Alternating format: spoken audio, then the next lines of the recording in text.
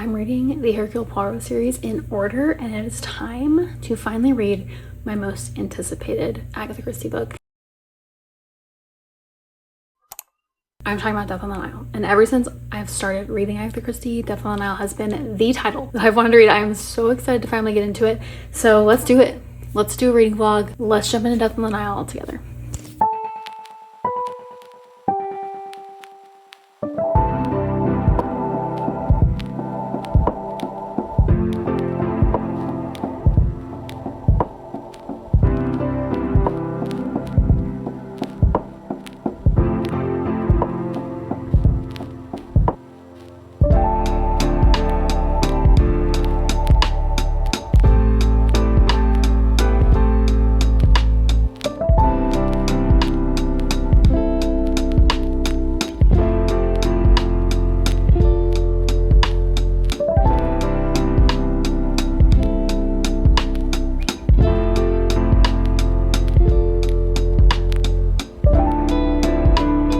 Hello, it is late.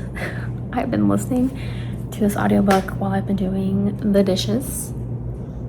Hello, clean, empty kitchen sink at the end of the day. This book has been an interesting book so far. I have not been wanting to listen to it because I hate all the characters. Literally all of them. Hopefully you can hear me. I'm talking on my headphones. I'm gonna come over here, although I think the lighting's gonna be... Was the lighting good where... Oh, maybe. Bad? Good? Good? I'm just gonna come back over here. Kitchen sink has good lighting, who knew? You can see me in the window, hello. So I have not been wanting to pick up this book. I know, very unfortunate. Because this is my most anticipated Agatha Christie, but I literally hate every single character. There's not a character I've latched onto that I've enjoyed, and I, dare I say, am missing Hastings. Right? So I don't know what to do.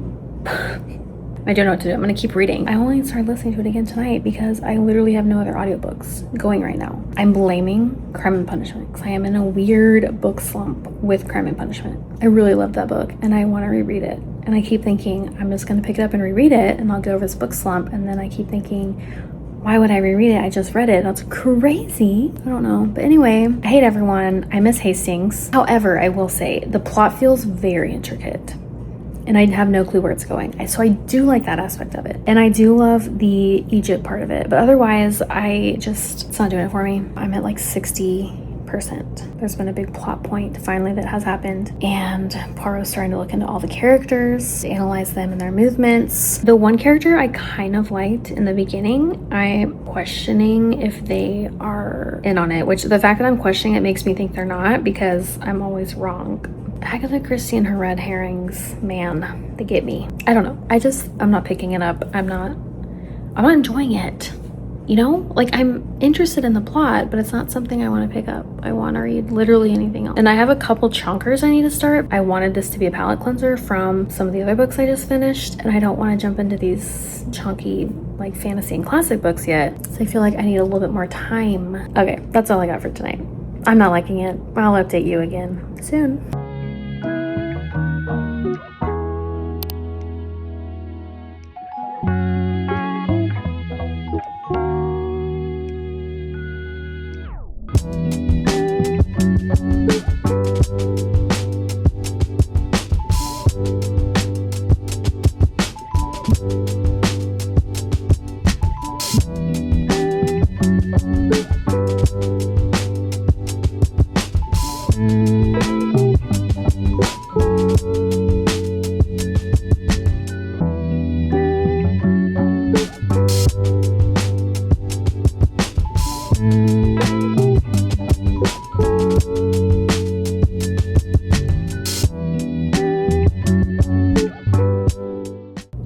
Finished Death on the Nile.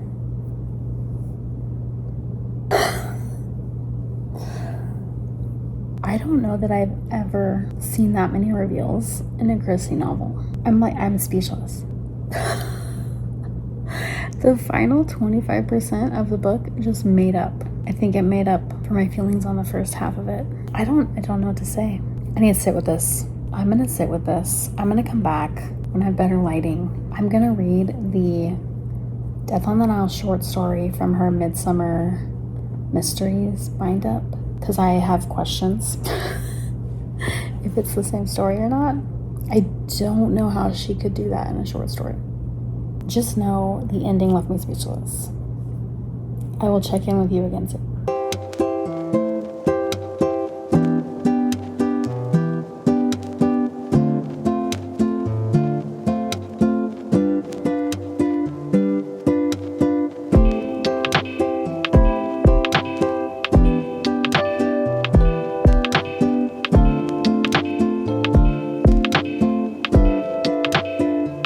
What point I'm gonna post this reading vlog, but today's August 1st, and I just read the Death on the Nile short story that's in this Midsummer Mysteries bind up at the park while my girls were playing, and it's 63 degrees outside, okay?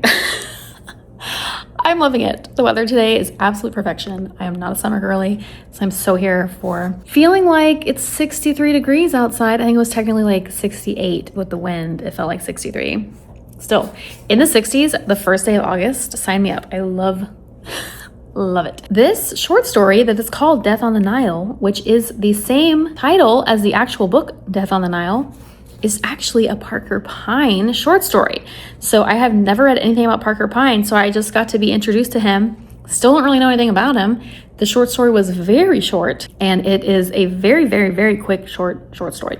And the reason why I usually love the Hercule Poirot short stories is because I already have an idea of his character, and you're getting a little bit of added character development and insight into who the character is and how they work.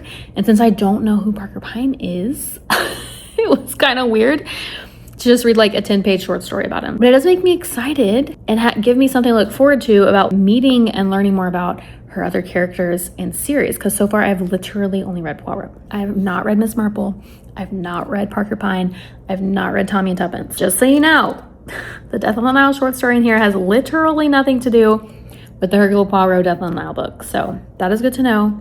Now I'm gonna go try and find a movie to watch. I don't want to watch the newest one, but I think there's a David Suchet. I don't know if it's a movie or an episode of his Hercule Poirot Death on the Nile, but then I also know there is an actual movie. So we're gonna see which one I can find and which one I decide to watch.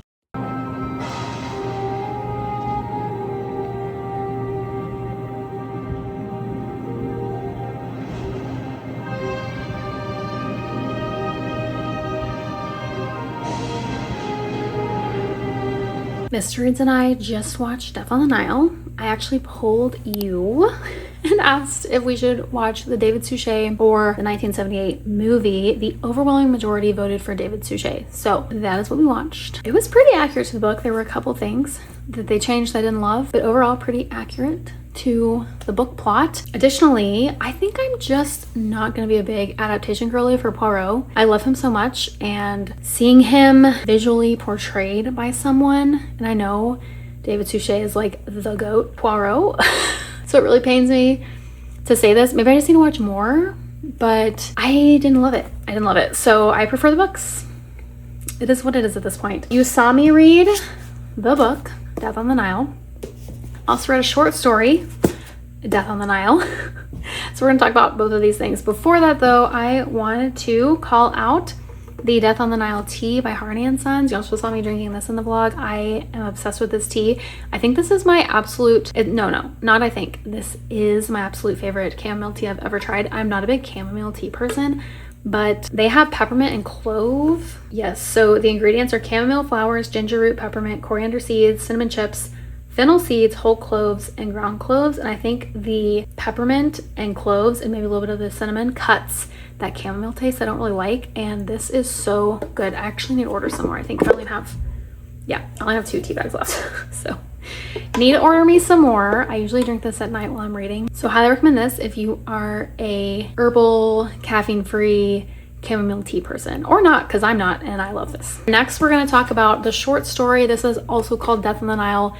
It is a Parker Pyne short story. Actually, I think I already talked to you about this, but it was fun. I mean, I want to read more Parker Pyne, obviously, so I can get to know him. I'm so questionable about who he actually is. Like, is he a detective? I don't think he's a detective. I don't know. I literally don't know who he is. There was not enough information in this short story to know or make any type of opinion. I need to read some Parker Pyne. It's on my reading tracker, my Agatha Christie reading tracker, so I know the titles of Parker Pyne, and I'm excited to read more of him and just more of her characters in general, because I still have yet to read anything except Poirot. So I'm looking forward to Tommy Tubbins. I'm looking forward to Miss Marple, which I'm hoping to read one of hers soon. And yeah, that's all I have to say about that. And finally, Death on the Nile. So actually watching the movie, I ended up giving this a 4.5 stars.